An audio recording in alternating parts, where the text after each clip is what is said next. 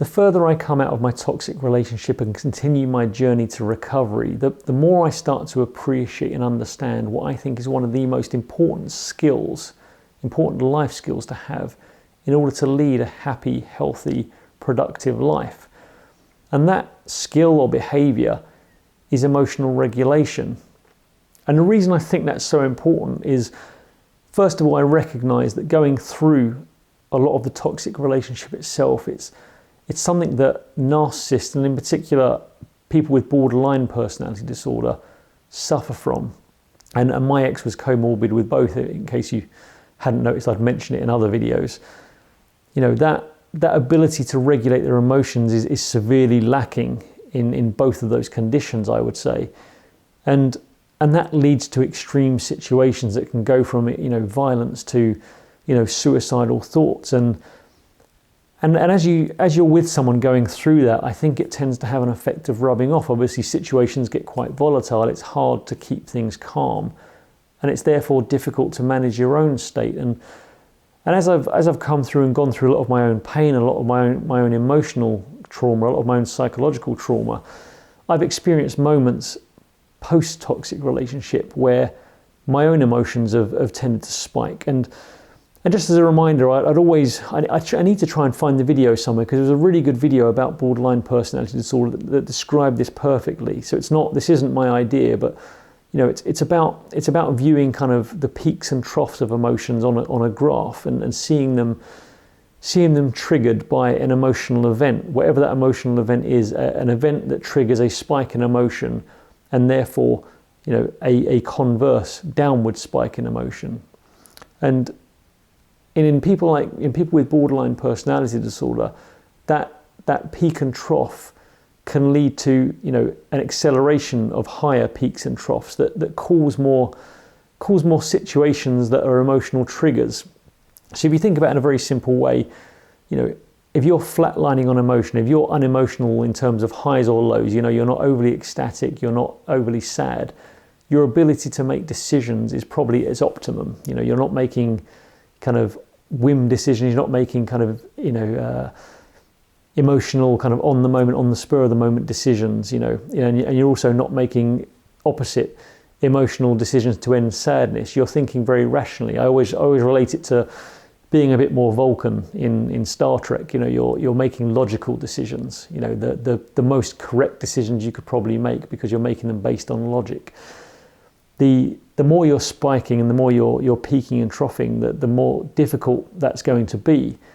And what makes that worse, and this applies to borderline personality disorder quite kind of pertinently, is while you're going through those peaks and troughs, making those decisions in those states is likely to make you make worse decisions, which in turn will have results that increase those peaks and troughs and keep them going and maybe make them worse, to the point where they go out of control.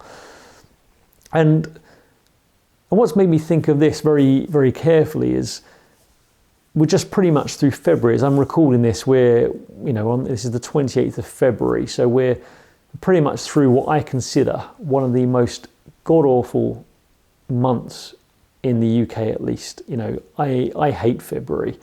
So, I'm fairly southern in the UK still, but the UK, depending on where you're watching this, you may suffer from this worse or better, but the UK goes through kind of extremes in kind of winter and summer. So we have very long nights and short days in winter, and that lasts pretty much from beginning of November to the end of February, where you wake up, it's dark. I walk my dogs in the morning before work, it's dark. I go to work pretty much in the dark. I come home from work in the dark. And you repeat and rinse that for 4 months, basically. On top of that, the weather, which is never great in the UK anyway, actually I kind of like it, is pretty miserable. And this February particularly, it's been horrible. It's been a lot of rain, not very cold, lots of storms. It's not been pleasant, considering I spend a lot of time, at least sort of 2.5, 3 hours a day outside with my dogs walking. It's been pretty horrific. I don't normally mind from November to Christmas. Winter's quite good. You've got a lot to look forward to. It's a build up. There's Christmas lights all around. You've got, time off coming up over Christmas. You've got things to look forward to. There's good things on TV, good movies coming out, that kind of thing. So from November to Christmas, I find it quite easy. From January to the end of February, there's nothing to look forward to. You know, you've got no Christmas. There are 0 bank holidays in the UK, so there's no time off work. In that time, you've got extremely short days. You can't really get much done, like, you know, in the garden or anything like that. It's just bad weather and nothing to look forward to. So I always find February quite a depressing month, because you've gone through January, you kind of get through it, but February, you've got to go through it all again, and you're kind of getting sick of it by now. And February for me this year, I should say, has been quite a depressing one. So I've actually gone through some real, not difficult times, but very sort of emotionally dysregulated times. So I've not sunk into deep depressions, but I've had moments where I've been overly emotional, and at the same time I've had decisions to make that are quite important decisions and quite, you know, potentially have an impact on my future, particularly finances. So what I've had to do is really apply sort of emotional regulation. I've had to try to think about this logically and almost plan it ahead. And I guess what I wanted to get across in this video is just trying to instill that discipline for anyone that's out there of emotional regulation. And I thought I'd give a few tips as to how to do it. And I probably covered this off in other videos before, but I thought I'd make a specific video on it because I think it's quite useful. And I guess the difficulty I've had this month is for no apparent reason other than it's probably dark and I'm slightly worn down. Like I said, it's been quite difficult. I found moments of really deep sadness, but it's kind of superficial sadness. So I noticed throughout February, there are times when, you know, just listening to certain songs, I'd either have the radio on in the background or put some music on the stereo or listen to it on the way to work. And there are just certain songs that would trigger me into absolute bursts of tears for no real apparent reason other than that they would just kind of trigger me. And I've probably covered it off in other videos that, you know, there are certain songs. So one of the ones that came on was Hurt, the Johnny Cash version of Hurt, the 9 Inch Nails songs, which is always a sad song anyway. That's a very tragic song, especially if you watch the music video knowing that Johnny Cash's wife died shortly after that video, and he died shortly after that was really his last release. And you can feel that in the video, and that had me absolutely broken down, you know, massively broken down. And it wasn't really anything other than it was just an outpouring of emotion. And, you know, it was nothing really to do with my relationship. It was nothing really to do with anything else. And, you know, there are a few other songs like Father and Son. If you listen to that one, that's probably got me thinking more about how much time I've wasted not seeing my family, and just sort of bringing back kind of, you know, emotional thoughts about kind of my own relationship with my father. Not that it's a bad relationship at all, but just we're not that close. And I just found a repeat cycle of songs. I mean, there were, you know, a multitude of them that were just really triggering strong emotions in me.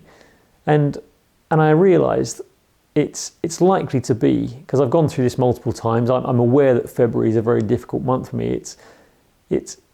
You know, I was aware at the time that these are just emotions, and at the same time going through all of that, I also had, you know, a few things to take care of. So, for example, I mentioned in a video a few videos ago about selling my motorcycle, and January, February is not a good time to sell a motorcycle. You know, people aren't thinking about riding motorbikes in January and February. There's salt all over the roads that corrodes kind of motorbike parts, and, you know, the weather's absolutely terrible. You know, it's much better around sort of April, May, June, when the weather's nice and everyone wants to buy a motorbike. So selling that was a little bit slow, and I felt an instant temptation to let it go for very low offers, to undercut myself, and, you know, almost a panic reaction. It's very something I have to just, once I've decided I want to get rid of something, just to clear it, you know, and I, in that sort of slightly hindered emotional state, I found myself kind of wanting to emotionally react to what should be logical decisions. You know, I was in a situation where I didn't need to sell it. It wasn't costing me any money. I mean, I guess every day I have it in my garage, it was depreciating slightly, but not materially. You know, I wasn't putting any mileage on it. It wasn't getting any worse. It was just getting slightly older day by day. But within a month, I had it listed on eBay for a month. So, you know, it wasn't going to make a massive difference. But, I had the usual kind of a few offers coming in to lowball it, and I felt myself very emotionally tempted to just clear it out and almost have I just don't care reaction. So I had to sit back and go through this process of telling myself that I'm emotionally compromised in February, and I know that, like, that's something I can logically tell myself, and then go through the stage of saying, okay, what does that mean? How's that going to materialize? It's going to materialize in me having moments where I watch a movie or listen to a song or just have a thought that might make me have an emotional reaction, like breaking down in tears, and saying that's normal. I don't need to react to that. I don't need to try and stop it. It's just a feeling. So just let it happen, let it flow out, and just sort of embrace the feeling, as it were. Just appreciate that, being in a state of having no sunlight, of being slightly depressed in February, you are likely to have moments of crying a lot. And it doesn't mean anything. It doesn't mean that, I miss anyone. It doesn't mean that, I regret anything. It just means that I'm feeling an emotion that's probably triggered by a lack of sunlight. And also at the same time, it's just try and predict how I might behave.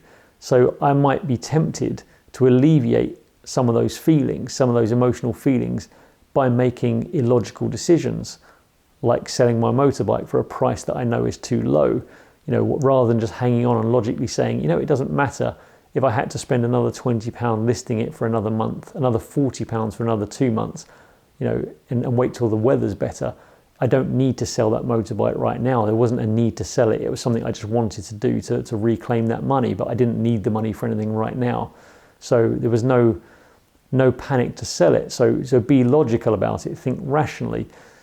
And I have to go through the discipline of telling myself that, of just going through the response of saying, look, you're an adult, you're a person that's responsible for a family, albeit of animals, you have a career to maintain, and you're very capable of doing this. So having an emotional reaction to things doesn't help, but don't beat yourself up over it. Just allow yourself to feel it. If at the same time, if you're feeling extremely happy or you feel tempted to go and purchase something, to try and embrace a happy feeling.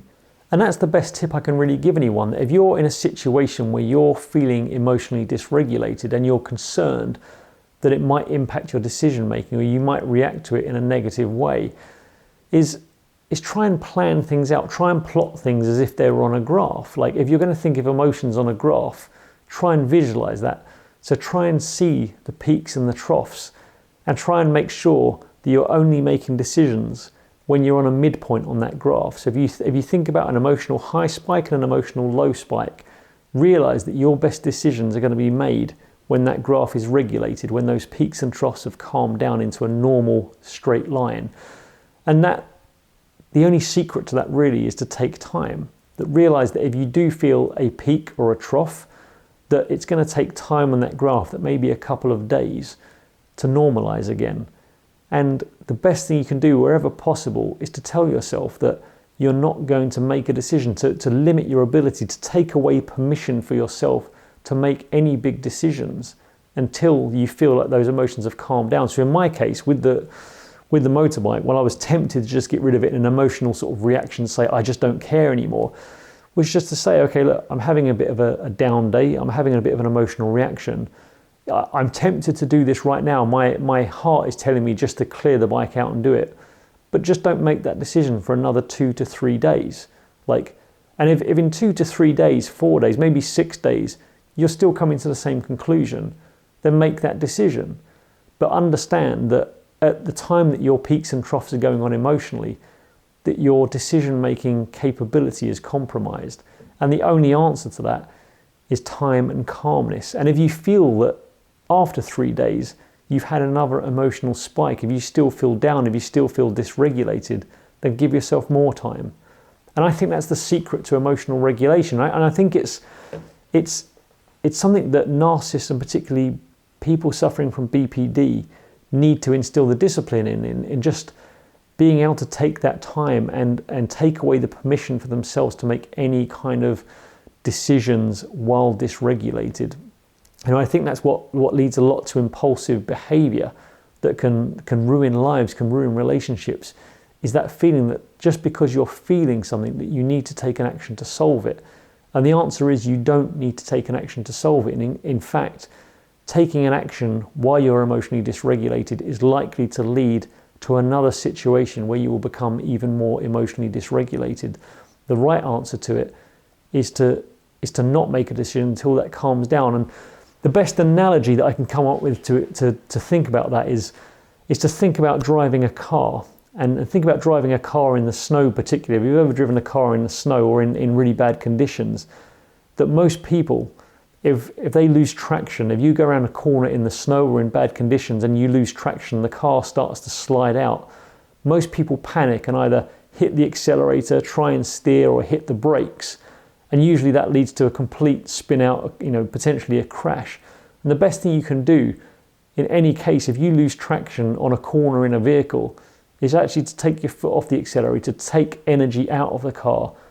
Don't try and steer too much, just try and steer it straight and just let the car come to a natural stop and let it gain traction again. And actually to do that, you actually need to do less. You don't need to add more to it. You don't need to try and react to it. And it's instinctive it's instinctive to try and solve something. But actually what you need to do in these situations is exactly the same thing, is take energy out, do less stuff, and let things course correct themselves. And the same thing applies with making any decisions in life. If you think about the outcome of your life, of the quality of your life, as a series of sowing good decisions, sowing seeds of good decisions that will harvest later on. The more quality decisions that you can plant now will lead to more good outcomes later on that will lead to a better life overall. And the key to making those good decisions, to planting those good seeds, is to do them in a logical frame of mind, a non-emotional frame of mind.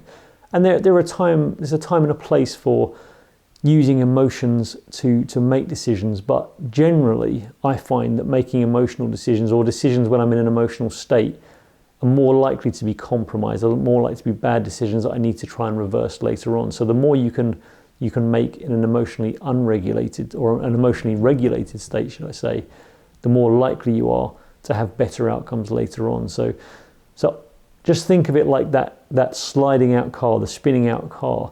If you're feeling like things are out of control, try not to solve that by taking more actions. Try and solve it by taking the energy out, just giving it time to settle itself down. And when it is settled, make the next right decision. And if you can keep doing that, I think personally, you'll have a lot more good decisions made that in time will lead to much better outcomes and ultimately lead you to a happier, more healthy, rational life.